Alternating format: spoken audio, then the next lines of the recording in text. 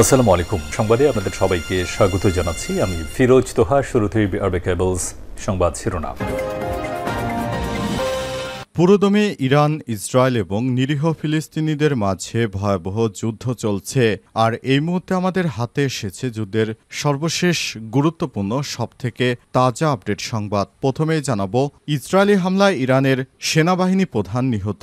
ইরানের পারমাণবিক স্থাপনা ব্যালিস্টিক ক্ষেপণাস্ত্র তৈরির কারখানা লক্ষ্য করে ইসরায়েলের অভ্যন্তরে ব্যাপক বিমান হামলা চালিয়েছে ইহুদিবাদী ইসরায়েল। এই হামলায় ইরানের সেনাবাহিনী প্রধান মোহাম্মদ বাগেরি নিহত হয়েছে। খবর আল জাজিরার। দেশটির রাষ্ট্রীয় টেলিভিশনে এই বিষয়টি নিশ্চিত করা হয়েছে। এরপর জানাবো, ইসরায়েলের হামলায় ইরানের 6 পরমাণু বিজ্ঞানী নিহত। ইসরায়েলের বিমান হামলায় ইরানের 6 জন পরমাণু বিশেষজ্ঞ আহত হয়েছে। হাসপাতালে নেওয়ার পর তারা নিহত হন। আজ নজিরবিহীন হামলায় দেশটির শীর্ষ পারমাণবিক কর্মকর্তাদের এই হতাহতের খবর জানিয়েছে ইরানের সংবাদ মাধ্যম তাসনিম নিউজ। এদিকে এবার ইসরায়েলে পাল্টা হামলা শুরু করল ইরান। ইসরায়েলে নজিরবিহীন হামলার জবাবে পাল্টা হামলা শুরু করেছে ইরান তাদের ভূখণ্ডের দিকে 100টিরও বেশি ড্রোন নিক্ষেপ করেছে বলে জানিয়েছে ইসরায়েলি সেনাবাহিনী। এবারে জানাবো, ইসরায়েলি হামলায় ইরানে আহত 50, অধিকাংশই নারী ও শিশু। দখলদার ইসরায়েলি বাহিনীর হামলায় অন্তত 50 জন ইরানের রাজধানী তেহরানের চারপাশে হাসপাতালে ভর্তি হয়েছে। দেশটির আধা সরকারি সংবাদ সংস্থা তাসনিম নিউজ এই তথ্য জানিয়েছে। আজ পারমাণবিক ও সামরিক স্থাপনার উপর একযোগে হামলা চালিয়েছে। 40টি বিমান দিয়ে হামলা চালানো হয়েছে। এবং সর্বশেষ জানাবো, তারেক রহমানের দেশে ফিরতে আর কোনো বাধা নেই বললেন স্বরাষ্ট্র উপদেষ্টা লেফটেন্যান্ট জাহাঙ্গীর আলম চৌধুরী জানিয়েছেন, বিএনপির নেতা তারেক দেশে ফিরতে তার আর কোনো বাধা নেই। দীর্ঘ সরকার পতনের পর তিনি কেন দেশে ফিরছেন এ বিষয়টি আমি বলতে পারছি না, তবে এতদিন তার দেশে ফেরা উচিত ছিল। তিনি কার ভয়ে দেশে ফিরছেন না সেটি বিএনপি ভালো বলতে পারবে। তবে বিএনপির কোনো নেতাকর্মী তারেকের দেশে ফেরা নিয়ে এখনো কোনো কথা বলেন, তারা সবাই চুপ থেকেছে। প্রিয় দর্শক, এতক্ষণ শুনছিলেন সংবাদ শিরোনাম, এবারে বিস্তারিত। তবে তার আগে বন্ধুরা অনুরোধ থাকবে, এই সংবাদটিতে একটি লাইক দিন। এই চ্যানেলে আপনি নতুন হয়ে থাকলে আমাদের সংবাদটি দেখতে দেখতে চ্যানেলটি সাবস্ক্রাইব করে রাখুন। কমেন্ট করে বন্ধুরা আপনার মূল্যবান মতামত জানিয়ে দিন আপনি বিশ্বের কোন দেশ থেকে বা বাংলাদেশের কোন স্থান থেকে আমাদের সংবাদটি দেখছেন এবং শুনছেন। এবারে বিস্তারিত। ইসরায়েলি হামলায় ইরানের সশস্ত্র বাহিনীর প্রধান নিহত। ইরানের পারমাণবিক স্থাপনায় ব্যালিস্টিক ক্ষেপণাস্ত্র তৈরির কারখানা লক্ষ্য করে ইসরায়েলের বিমান হামলায় দেশটির সশস্ত্র বাহিনীর প্রধান মোহাম্মদ বাঘেরি নিহত হয়েছে। খবর আল জাজিরার। আজ দেশটির রাষ্ট্রীয় টেলিভিশন IRIN এর সশস্ত্র বাহিনীর chief of staff major general Mohammad বাঘেরি নিহত হওয়ার খবর নিশ্চিত করে। এছাড়াও দেশটির ইসলামী বিপ্লবী গার্ড বাহিনীর IRGCর প্রধান কমান্ডার হুসাইন সালামি, জ্যেষ্ঠ 2 পরমাণু বিজ্ঞানী ফেরেদুন আব্বাসী ও মোহাম্মদ মেহেদি তেহরানসি এবং খতম আল আম্বিয়া কেন্দ্রীয় সদর দপ্তরে কমান্ডার নিহত হয়েছে। আজ স্থানীয় সময় ভোর 4টার দিকে ইসরায়েল হামলা শুরু করে অপারেশন রাইজিং লায়ন নামের ওই অভিযানে এরই মধ্যে রাজধানী তেহরান সহ ইরানের বিভিন্ন সামরিক স্থাপনা, পরমাণু গবেষণা কেন্দ্র, আবাসিক স্থাপনায় 5 দফা হামলা চালিয়েছে ইহুদিবাদী ইসরায়েল। হামলার পর ইসরায়েলের প্রধানমন্ত্রী বেঞ্জামিন নেতানিয়াহু ঘোষণা দিয়েছেন, যতক্ষণ প্রয়োজন ততক্ষণ এই অভিযান অব্যাহত থাকবে। এদিকে মার্কিন পররাষ্ট্রমন্ত্রী বলেছেন, যুক্তরাষ্ট্র এই হামলায় জড়িত নয়। তিনি ইরানকে অঞ্চলে আমেরিকান ঘাঁটিতে হামলার বিরুদ্ধে সতর্ক করেছেন। ইরানের সর্বোচ্চ ধর্মীয় নেতা আয়াতুল্লাহ আলী খামেনির জ্যেষ্ঠ উপদেষ্টা আলী শামখানি হামলায় গুরুতর আহত হয়েছেন। দেশটির সংবাদ মাধ্যম জানিয়েছে, ইসরায়েলের এই হামলার পর তীব্র প্রতিক্রিয়া জানিয়েছে খামেনি। তিনি বলেছেন, এই হামলা ইসরায়েলের বর্বর স্বভাবের প্রমাণ। তিনি হুঁশিয়ারি দিয়ে বলেছেন, এই হামলার মাধ্যমে ইসরায়েল নিজেই নিজের জন্য একটি করুণ পরিণতির পথ তৈরি করেছে, যার ফলাফল তারা নিশ্চিতভাবে ভোগ করবে। ইসরায়েলের হামলায় ইরানের 6 পরমাণু বিজ্ঞানী নিহত।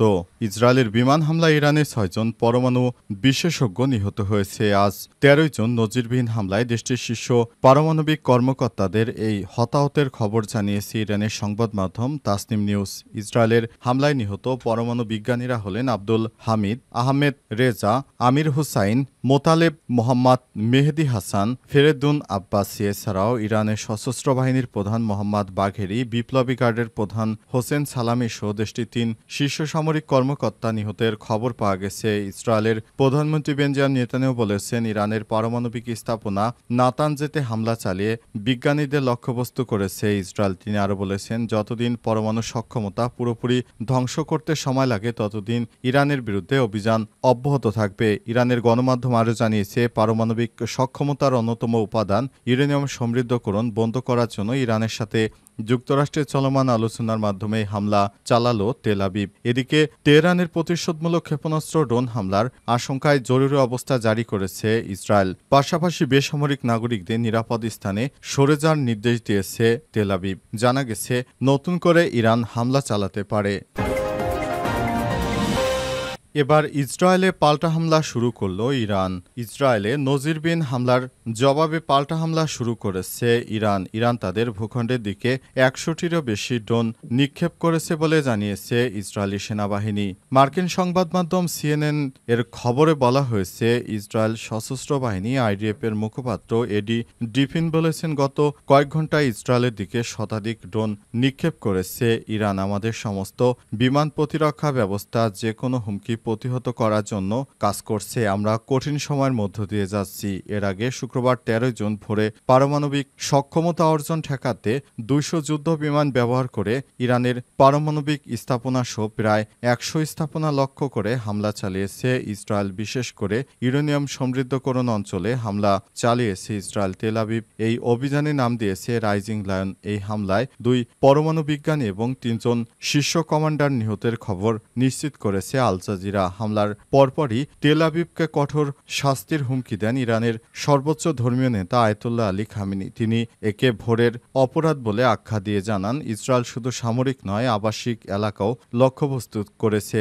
তার ভাষায়, ইসরায়েল এর জবাব পাবে এবং তা হবে অত্যন্ত কঠিন। এরই পর ইসরায়েলে হামলার তথ্য জানালো তেল আবিব। তবে ইসরায়েলি হামলায় কি পরিমাণ ক্ষয়ক্ষতি হয়েছে সে বিষয়টি এখনও নিশ্চিত করা যায়নি। তারেক রহমানের দেশে ফিরতে কোনো বাধা নেই বললেন স্বরাষ্ট্র উপদেষ্টা। বিএনপির ভারপ্রাপ্ত চেয়ারম্যান তারেক রহমানের দেশে ফিরতে আর কোনো বাধা নেই জানিয়েছেন স্বরাষ্ট্র উপদেষ্টা জাহাঙ্গীর আলম চৌধুরী। আজ গাজীপুরে সালনা হাইওয়ে থানা পরিদর্শন শেষে সংবাদকর্মীদের সঙ্গে সমসাময়িক ইত্যাদি বিষয় নিয়ে আলাপকালে সব কথা বলেন তিনি। এ সময় তিনি বলেছেন, আমরা তারেক রহমানকে দেশে আসতে বারণ করছি না, বরং তারেক রহমান নিজেই দেশে আসেনি। কী কারণে দেশে আসেনি সেটি তিনি ভালো বলতে পারবেন। তবে এ বিষয়ে কোনো মন্তব্য করতে রাজি হয়নি বিএনপির পক্ষ থেকে কেউ। বিএনপির পক্ষ থেকে বারবার বলা হচ্ছে, তারেক আজ আসে কাল আসে, কিন্তু এখনও তারেক আসছে না। সেই যে 17 বছর ধরে লন্ডনে পলাতক রয়েছে বিএনপির নেতা, এখনও দেশে ফেরার সাহস পাচ্ছে না। অনেকেই বলছে তিনি নাকি সেনাবাহিনী প্রধানের ভয়ে দেশে আসছেন না। তবে সত্যি কি তাই কিনা সে বিষয়ে এখন স্পষ্ট করে বলা যাচ্ছে না, কারণ বিএনপি নেতাকর্মীরা এখন বিদেশে পলাতক রয়েছে অনেকেই। এখনও শেখ হাসিনা পতনের পর অনেক নেতাকর্মী এখনও দেশে ফিরেনি। কি কারণে ফেরেনি সেটি তারাই ভালো বলতে পারবে। বিএনপির পক্ষ থেকে এ বিষয়ে কোনো নির্দিষ্ট কোনো তথ্য জানাতে পারেনি। অনেকেই বলছেন, বিএনপি আওয়ামী লীগ আঁতাত করে একসঙ্গে চলে, তাই আওয়ামী লীগ পালিয়ে যাবার পরও বিএনপির নেতাকর্মীরা এই সরকারকে ভয় পাচ্ছে, কারণে তারা দেশে ফিরতে পারছে না।